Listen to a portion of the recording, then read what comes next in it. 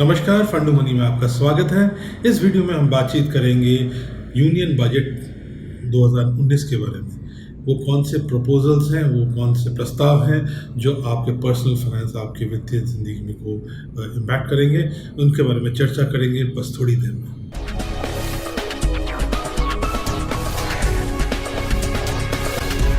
नमस्कार, फंडू मनी में आपका फिर से स्वागत है। बजट 2019 प्रस्तुत किया गया जुलाई 5 तारीख को, और उसमें कई प्रस्तावें हैं। एक बजट में हमेशा होती ही हैं, पर वो कौन से प्रस्ताव हैं जो आपके पर्सनल फाइनेंस, आपकी वित्तीय ज़िंदगी को, निजी वित्तीय ज़िंदगी को इम्पैक्ट करेंगे, उनके बारे में हम जल्दी से बातचीत करेंगे। चलिए, सबसे पहले हम उठाते हैं कर प्रस्तावों में। यहाँ पे लोगों की उम्मीदें थी, कई लोगों की उम्मीदें थी कि कर में कुछ छूट मिलेगी, ऐसा कुछ भी नहीं हुआ। तो ये बहुत बढ़िया खबर तो नहीं है, पर बुरी खबर भी नहीं है, क्योंकि कोई चेंज भी नहीं हुआ है। सिर्फ थोड़े से चेंजेस जो हुए हैं वो ऊंची आय, हाई इनकम की तरफ हुए हैं, जहाँ पे सरचार्ज में बढ़ोतरी हुई है। 2 से 5 करोड़ रुपए की आय जिनकी है वो वहाँ पे सरचार्ज 3% बढ़ा है, और जिनकी आय 5 करोड़ से ज़्यादा है उनके लिए सरचार्ज 7% बढ़ा है। इसके अलावा कोई चेंज नहीं है। कई लोग कहते हैं no news is good news, तो टैक्स में तो बिल्कुल ही गुड न्यूज़ बन जाता है अगर अतिरिक्त कर नहीं लग रहे। ठीक है, तो अगला प्रस्ताव लेते हैं जो कि काफ़ी महत्वपूर्ण है। सरकार ने ये प्रस्ताव किया है बजट में, और जो कि बहुत बढ़िया प्रस्ताव है, कि अगर आपके पास पैन नहीं है तो तब भी आप आधार के हेल्प से आप अपना इनकम टैक्स फाइल कर सकते हैं। आधार या पैन दोनों में से किसी को का इस्तेमाल टैक्स फाइलिंग के लिए हो सकता है। किसी भी फाइनेंशियल ट्रांजैक्शन, वित्तीय ट्रांजैक्शन जो हो रहा है, कुछ भी आप जहाँ पे आपको पैन की ज़रूरत है, वहाँ पे आप आधार दिखा के काम चल सकता है। ठीक है, तो चलिए अगली जो बात है, अगला जो प्रपोजल है, प्रस्ताव है, वो जो बातचीत करने लायक है, वो ये है कि इनकम टैक्स फाइलिंग में प्री फिल्ड फॉर्म, मतलब पहले से ही भरे हुए फॉर्म जो आप डाउनलोड करते हैं उसमें पहले से आपके डिटेल्स भरे होंगे, इसका प्रस्ताव किया गया, जो कि बहुत ही अच्छा है। यहाँ पे क्या होगा कि स्टॉक एक्सचेंज, बैंक, आपके एम्प्लॉयज़ प्रोविडेंट फंड, वहाँ से इंफॉर्मेशन लेके आपके फॉर्म पहले से ही काफ़ी कुछ भरे हुए होंगे, और यहाँ से जो डेटा होगा वो होगा, और इसमें डिविडेंड, इंटरेस्ट वगैरह वगैरह ये सब चीज़ें आके फिट हो जाएंगी। और इससे सरकार का कहना है, जो कि at a larger level accept किया जा सकता है, कि इससे आपको सहूलियत होगी। फॉर्म भरने में अगर परेशानी होती है, पहले से ही काफ़ी कुछ भरा हुआ आएगा, आपकी एक्यूरेसी होगी, गलतियाँ नहीं होंगी, और टाइम पे इनकम टैक्स रिटर्न भी फाइल हो जाएगा। एक जो मुद्दा जो कुछ लोग उठा रहे हैं वो ये है कि अगर भरा हुआ जो फॉर्म आ रहा है उसमें अगर डिटेल गलत है तब क्या होगा। तो ये काफ़ी कुछ डिपेंड करेगा कि सरकार इसके बारे में क्या निर्णय लेती है, पर ये प्री फिल्ड फॉर्म काफ़ी बढ़िया आइडिया है। इनफैक्ट टैक्स रेट और स्लैब को अनछुआ रख के टैक्स फाइलिंग और टैक्स असेसमेंट के बारे में जो कुछ निर्णय ले गए हैं इस बजट 2019 में, ये काफ़ी अच्छे हैं। यह आपको मैं बताता चलूँ कि टैक्स रिफॉर्म जो है वो सिर्फ टैक्स रेट और टैक्स स्लैब से जुड़ा हुआ नहीं होता, पर टैक्स एडमिनिस्ट्रेशन, कैसे आप टैक्स फाइलिंग करते हैं, उसका एक्सपीरियंस आपका कैसे रहता है, आपके साथ टैक्स असेसमेंट जब होता है आपके साथ बर्ताव कैसे किया जाता है, वो भी इम्पोर्टेंट है।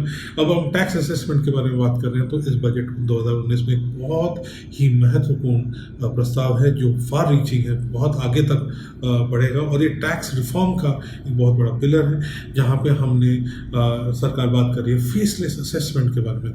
जैसे कि हम जानते हैं, जब आप इनकम टैक्स फाइल करते हैं तो कई बार क्या होता है, लोगों को कुछ टैक्स एडमिनिस्ट्रेशन की, टैक्स के अधिकारी हैं, उनको कई सवाल होते हैं, उनको कई गलतियां दिखती हैं।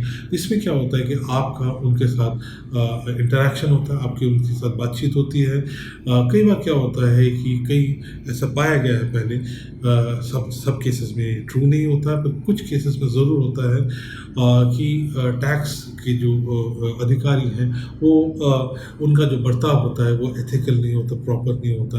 तो ये जो बुरा जो एक्सपीरियंस होता है लोगों का, ये ना हो, इसके लिए सरकार ने कहा कि फेसलेस असेसमेंट होगा।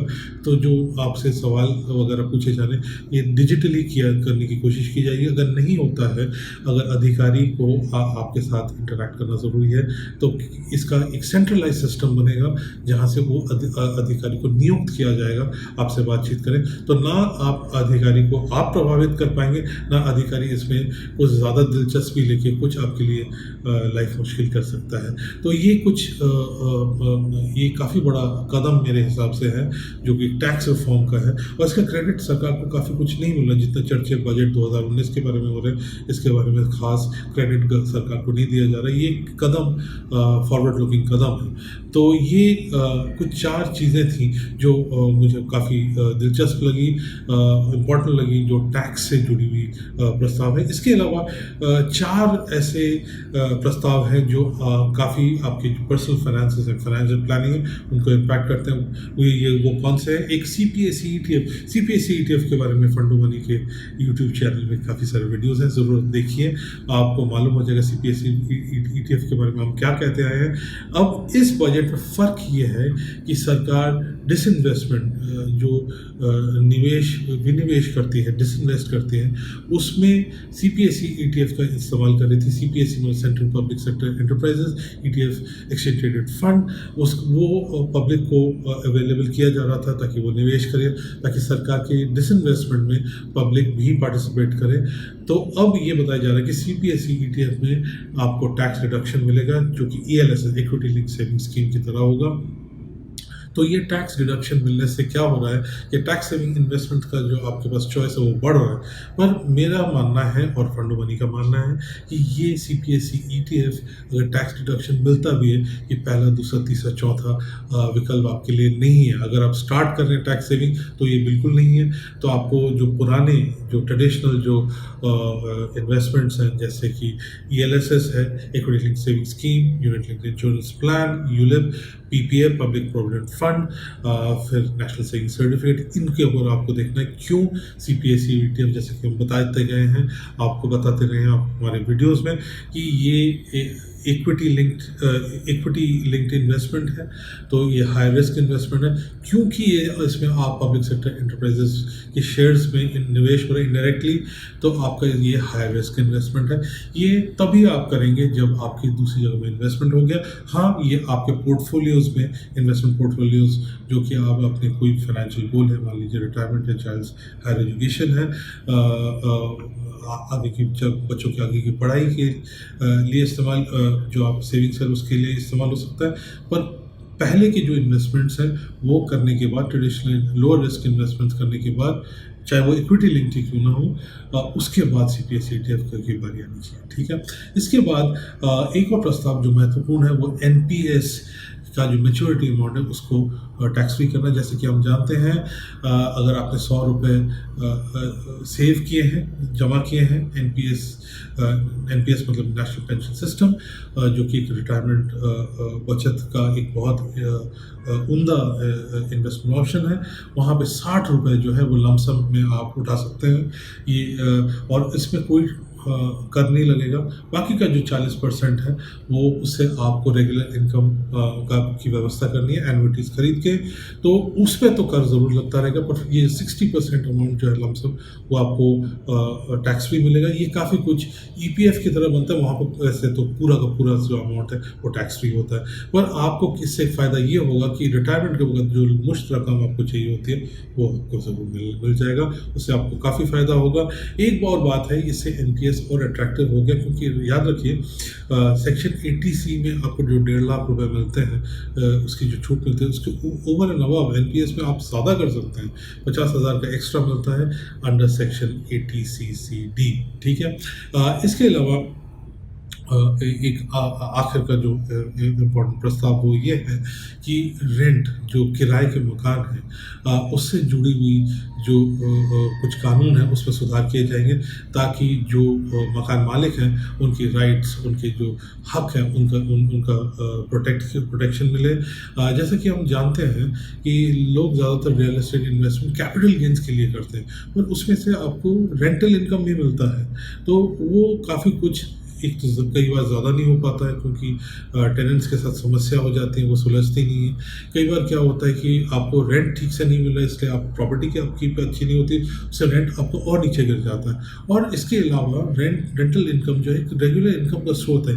ये काफ़ी कुछ चीज़ें जो कि हो नहीं पा रही थी, अब ये अगर ये रेंटल प्रॉपर्टीज़ के से जुड़ी हुई लेजिस्लेशन उसमें अगर सुधार होता है तो ये कुछ काफ़ी कुछ हो सकता है। रेगुलर इनकम जिनको चाहिए होता है, स्पेशली जो रिटायर्ड है, उनके लिए काफ़ी कुछ फ़ायदेमंद हो सकता है। तो मुझे उम्मीद है कि ये कुछ बातें जो मैंने आपको आपके सामने आपके समक्ष रखा, वो आपको यूज़फुल लगा होगा, आपको ये वीडियो यूज़फुल लगा होगा। अगर पसंद आया तो ज़रूर लाइक बटन दबाएँ। इसके अलावा सब्सक्राइब करें हमारे चैनल में ताकि आपको रेगुलर अपलोड्स के बारे में मालूम होता रहे, और इसके अलावा जुड़े रहें हमसे हमारे सोशल मीडिया नेटवर्क्स में। अगले वीडियो का इंतज़ार कीजिए, तब तक के लिए नमस्कार।